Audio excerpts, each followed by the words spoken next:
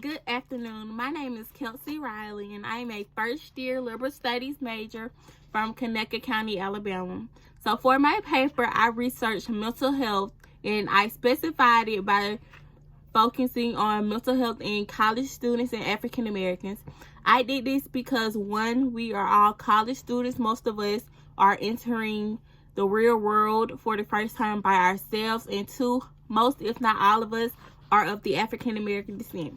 So mental health is defined as a person's condition based on their psychological and emotional well-being. So symptoms of mental health include feeling sad, a decrease in sex drive, confusion, inability to concentrate, excessive anger, suicidal thoughts, withdrawal from social groups, low energy, and delusions. So some of the most common types of mental health are depression, anxiety disorders, schizophrenia, and eating disorders.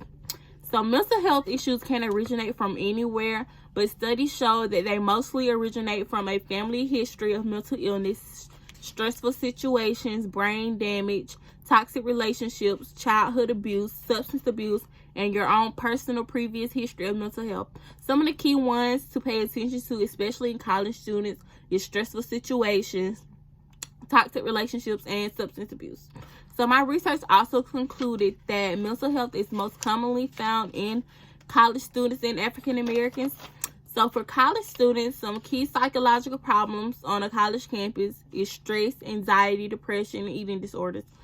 Some things that lead to a college student's mental health, but the top 3 things that lead to a college student's mental health illness is alcohol abuse, identity disorders, and depression.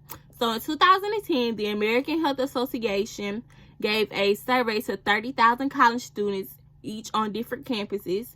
So, and that survey concluded that 15.4% of them received diagnosis for depression, 28.4% felt depressed without receiving a proper diagnosis, and of the 15.4%, only 8.3% received proper treatment for the diagnosis of depression.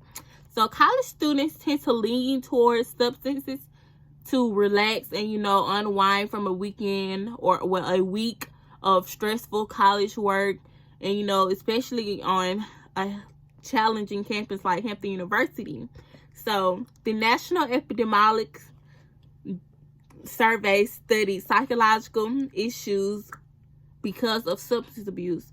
So their research concluded that 20.4% had prevalent disorders, followed by personality disorders because of substance abuse. So since college is a time of, finding yourself and finding out what your future will be like, in 2013, researchers studied identity dimensions and related process in emerging adulthood, helpful or harmful. The study was to focus on, examining the 5 dimensions of identity development, which are commitment making, identification with commitment, exploration in depth, exploration in breadth, and ruminative exploration concerning well-being, externalizing symptoms, and health risk behaviors in college students. So the survey, the results showed that 1, finding your identity and commitment led to externalizing symptoms, at-risk behaviors, and problems affecting well-being. 2, ruminative exploration was adversarial and associated with well-being and incontrovertible with externalizing problems. And ruminative exploration had a more negative appearance for college men than for college women. So moving on to African Americans. So African Americans are 20% more likely to experience mental health issues than their white counterparts. This came from the Office of Minority Health. So 2 key things lead to African American mental illness. That is the effect of slavery and cultural bias.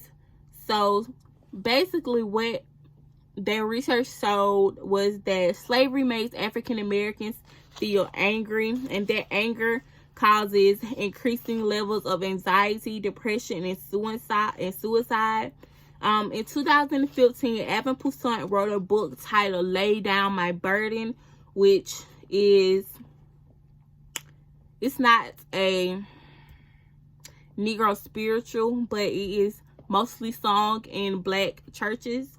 So he explained in his book how the effect of slavery increased suicide levels in African Americans, specifically in African American males.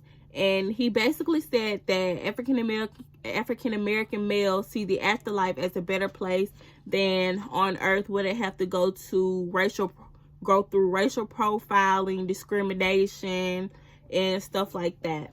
So the other one was cultural bias.